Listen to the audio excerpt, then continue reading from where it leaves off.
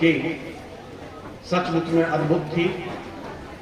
मैं मंत्रमुग्ध हो गया था और भावुक हो गया था, ऑलमोस्ट निशब्द हो गया था। लग रहा था कि शायद मुझे बुलाने के लिए, स्टेज पे बोलने के लिए बोलेंगे तो मैं शायद बोल ना पाऊँ।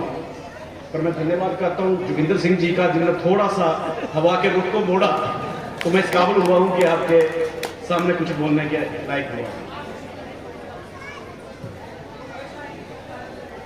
विश्वस्थली एक विचार, जैसे यहाँ कहा गया, और इस विचार को विचारधारा में परिवर्तित करने वाले श्री शक्ति पाठक जी, डीआईजी जम्मू सांबा कठुआ रेंज, और उस विचारधारा में बहते हुए हमारे सांस्कृतिक, हमारे आध्यात्मिक धरोहर को संजोए हुए, उसको बचा के रखते हुए, उसको और आगे ले जाने में अपनी टीम के साथ निरंतर काम करते हुए विश्वस्तली के प्रधान श्री जगदीश ब्रह्मी जी और उनकी टीम, यहाँ प्रस्तुत सभी विद्यार्थी, उनके शिक्षक और देवी और सज्जनों, सबसे पहले मेरा विनम्र प्रणाम। सचमुच में ये मेरे लिए एक हर्ष का अवसर है कि विश्वस्थली ने, मेरी अपनी भूमि ने मुझे याद किया और मुझे इस भव्य समारोह में का भाग बनने का अवसर प्रदान किया। ये मेरे लिए अपनी उपलब्धियों में से एक उपलब्धि है।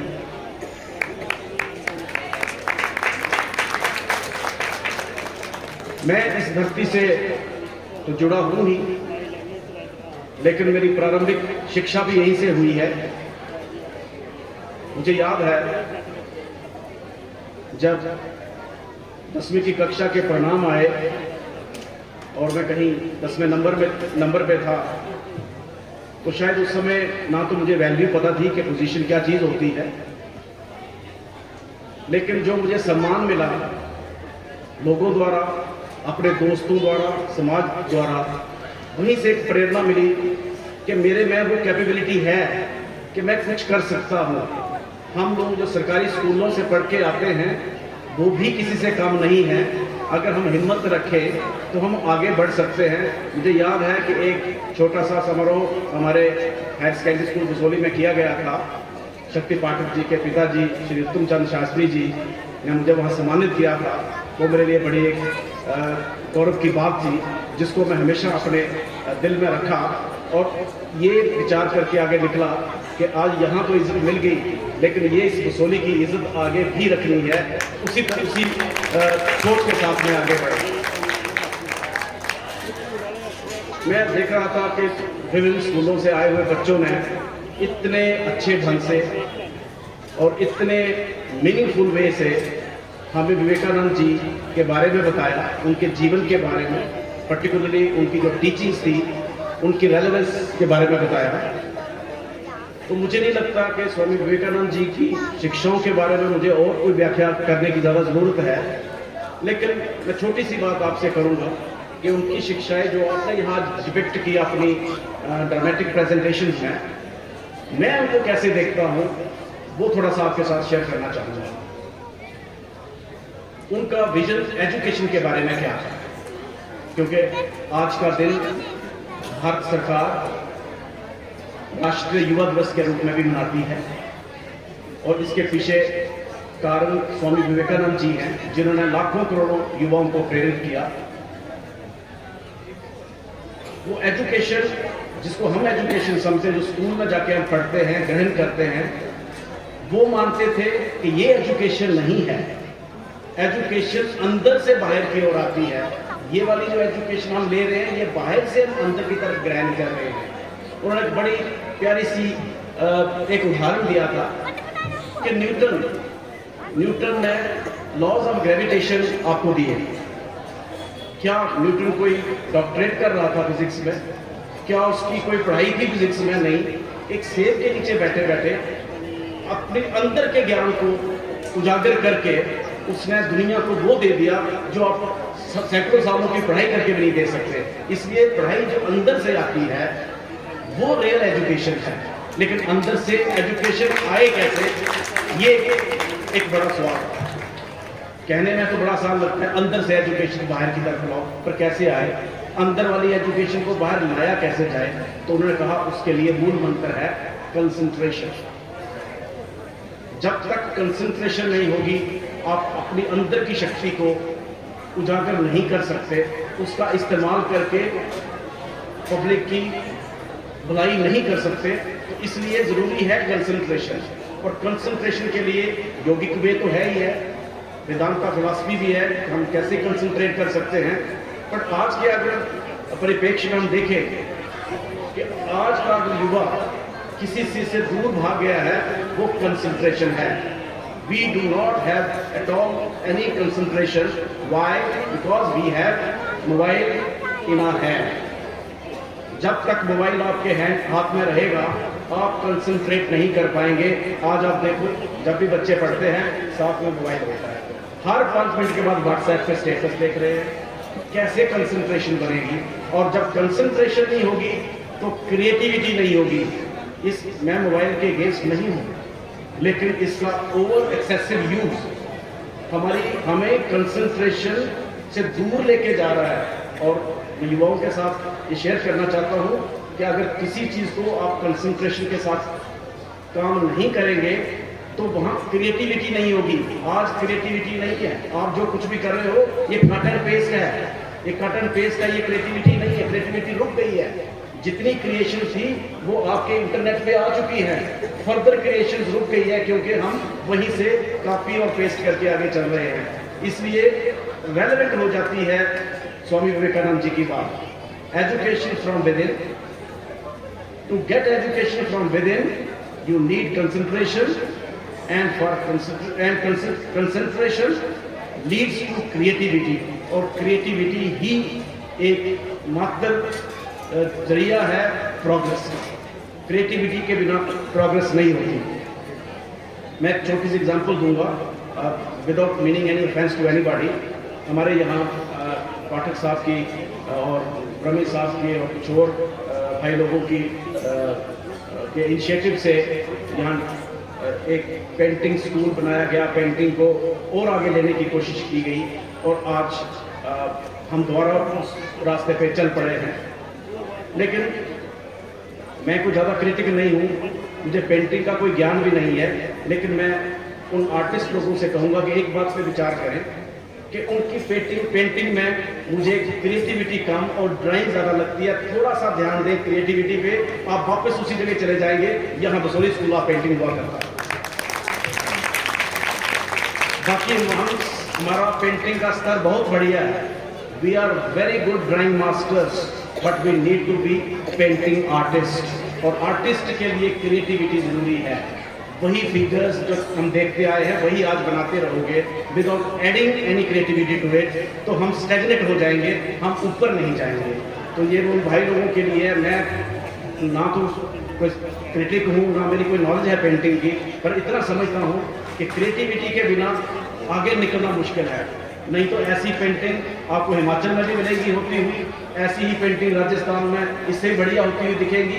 अगर आपको आगे निकलना है और वो world famous Basohli school of painting को रिवाइव करना है, please add creativity to it. और मुझे यकीन है कि मेरी धरती में बहुत क्रिएटिविटी है, सिर्फ उसको निकालने की जरूरत है, उसको बाहर निकालने की जरूरत है। तो ये उनका फलसफा था एजुकेशन के बारे में। यहाँ 2-3 आइटम्स में वो दिखाया गया, उठो जागो रुको मत जब तक के लक्ष्य की प्राप्ति ना हो। Arise, wake up, stop not till you attain the goal। देख रहे बहुत सिंपल सी 2-3 चीजें लगती हैं, पर अगर इसको आप एनालाइज करो तो पहले जागो और पहले उठो। राइज, उठो मीन्स अपने घर बार को छोड़ो, बिस्तर को छोड़ो, और इसको if you put it simply, त्याग। तो प्रोग्रेस के लिए सबसे पहले त्याग। ये उठो का मतलब त्याग है, उठ के बाहर जाना नहीं है। तो पहले त्याग चाहिए, फिर जागो, अवेयरनेस, समझो कि हमें क्या करना है, हम किस पर्पस के लिए आए हैं और क्या करना है। जो अवेयरनेस है, कॉन्शियसनेस, वो है जागो। और जो बात करते हैं स्वामी विवेकानंद जी कि रुको मत जब तक लक्ष्य की प्राप्ति ना हो, वो बात स्ट्रगल की करते हैं, वो कर्म की बात करते हैं कि उसके बाद जुट जाओ, मेहनत में लग जाओ और तब तक मत रुको जब तक लक्ष्य की प्राप्ति ना हो। तो ये तीन चीजें जिनमें बहुत ही बड़ा एक अर्थ छुपा हुआ है, उसको समझने की जरूरत है। ये तीन लाइनों को बार बार रिपीट करने से कुछ नहीं होगा। और यूनिवर्सल ब्रदरहुड की जब वो बात करते थे तो उन्होंने एक छोटा सा मंत्र दिया, कहा अगर ये बात सब समझ आए तो शायद दुनिया के बहुत से क्लेश इस धरती से खत्म हो जाएंगे कि हर इंसान में भगवान है। और आप वो सब कीजिए जो आप चाहते हैं कि दूसरे लोग करें। हम दूसरों के लिए बहुत बढ़िया भाषण देते हैं, दुनिया से सबसे बड़ा ईमानदारी का भाषण आपको बेईमान आदमी से आएगा, मैं बता दूंगा आपको। सबसे बढ़िया ईमानदारी पे भाषण बेईमान से आएगा। ईमानदार शायद नहीं करेगा, वो अपना काम करेगा, वो बोलेगा नहीं। तो ये जो आप चाहते हैं कि ये बाकी दुनिया के लोग करें, अगर आप करना शुरू हो जाए तो मुझे लगता है बहुत सी प्रॉब्लम हमारी बहुत हद तक दूर हो सकती है। हमारे शास्त्रों में हमारे बुद्धिजीवी भी हमें बताते हैं कि जीवन का एक लक्ष्य, थोड़ा सा उसे डिफर करता हूँ, मोक्ष एक बड़ी डिबेटेबल सी चीज है। मुझे लगता हम और आप जैसे आम लोगों के लिए मोक्ष प्राप्ति क्या है और कैसे करनी है, शायद इसको समझना असंभव है। आप छोड़िए, एक प्रैक्टिकल बात है, हम सब लोग एक ही बात चाहते हैं, हमारा एक ही लक्ष्य है जिंदगी का कि जितने साल जिए सुख से जिए।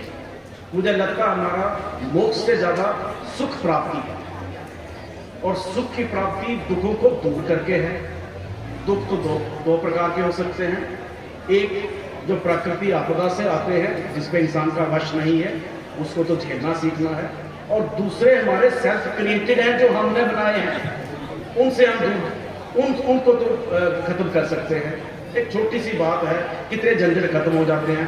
अब सिर्फ सच बोलना ही शुरू कर दो, मैं आपको गारंटी देता हूँ 80% of your problem will be over. सिर्फ सच बोलना। किसी शायर ने बहुत खूब कहा है कि सच घटे या बढ़े तो सच ना रहे, झूठ की कोई इंतहा नहीं। तो जब आप झूठ बोलते हैं तो फिर उसकी कोई इंतहा नहीं है, फिर झूठ पे झूठ बोलते हो, अपने लिए भी प्रॉब्लम क्रिएट करते हो, अपने साथियों के लिए भी करते हो, अपने समाज के लिए भी करते हो। एक छोटा सा सच कि सच बोलना है जो हर धर्म में है।